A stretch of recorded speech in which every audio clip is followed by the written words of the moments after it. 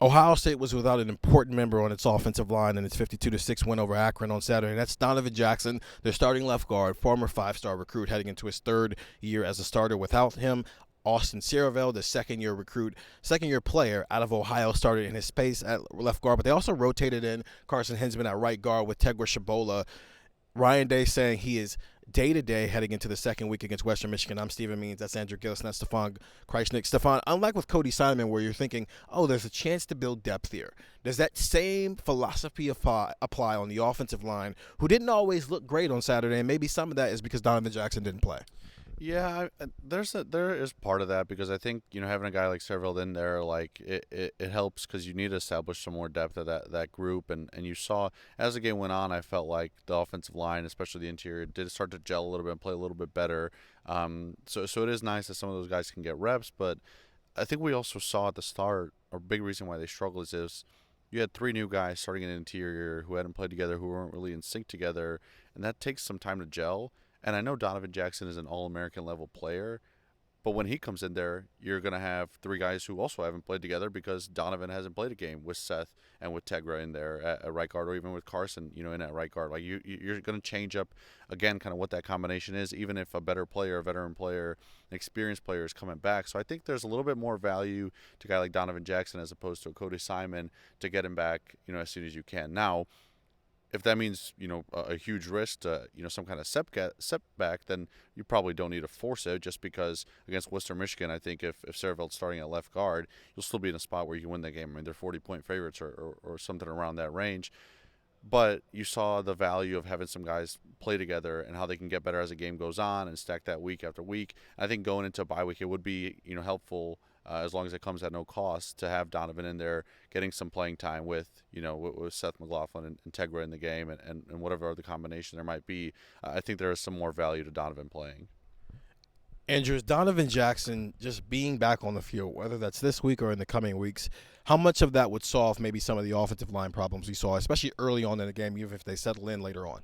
I think it would solve a fair amount of them. I'm not going to say a decent amount of them or all of them, but I think it would solve a fair amount of them.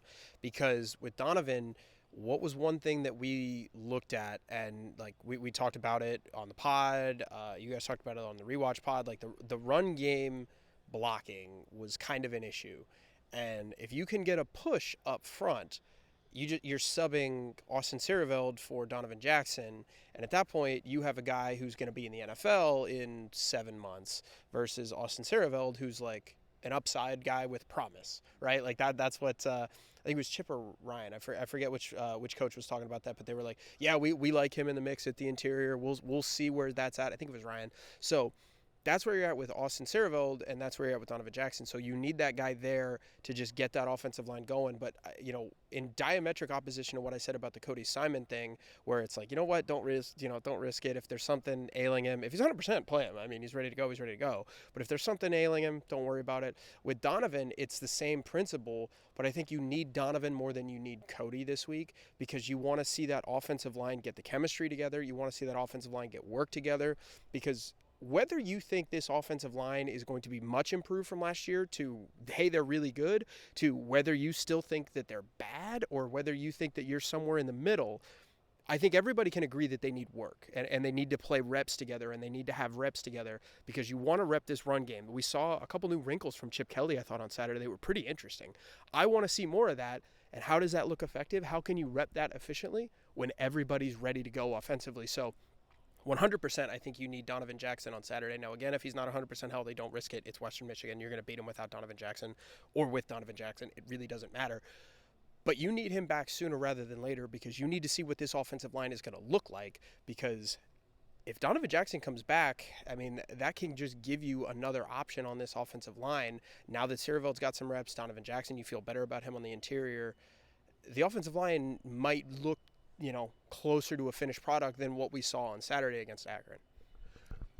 I think what you saw on Saturday was a mixture of two guys who had never started before, along with the fact that they'd never really played alongside of the guys they were playing next to. And that's including Seth McLaughlin as well, who had started before. But if you had Donovan Jackson in there, I don't think it would have changed much. I still think they would have struggled early on there, but at least him and Josh Simmons have a relationship together because they've played this entire season together, right? So then that's only one side of the field you're worried about in terms of, okay, do the guard tackle have a good relationship? Well, Tagovailoa and Josh Fryer spent a lot of time in fall camp traveling together wherever they were, even if they were doing the split field stuff. So I think you still would have seen some of those issues, but I do think there is something to, yes, you want depth on the offensive line.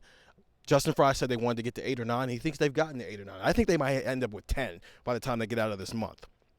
But if those top 5 can establish a little bit of chemistry, you already have it with Donovan Jackson and Joshua Simmons, so it's about getting Donovan Jackson healthy. Seth McLaughlin's played his first game as a Buckeye, so that's out the way now. Now he can continue to settle in. Tagovailoa's gotten his first start, so maybe you're expecting him to take a little bit of a jump. Josh Fryer knows what he's doing. So now it's about what we talked about on the Monday pod, Stefan, just execution. Is the execution a little bit more cleaner, especially for those interior guys, now that they've gotten that I've done this before off their chest? Whether Donovan Jackson plays or not, I agree he's more important than Cody Simon in this week specifically because you're a little bit more sure about the linebacker depth than you are about the offensive line depth.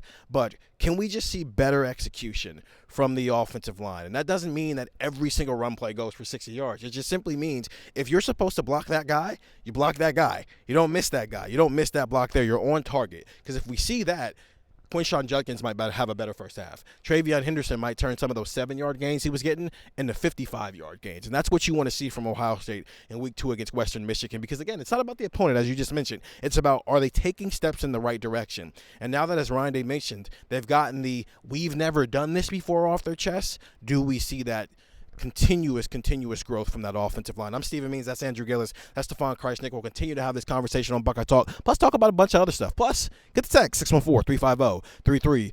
2-week free trial, $3.99 after that. Talk to you guys later.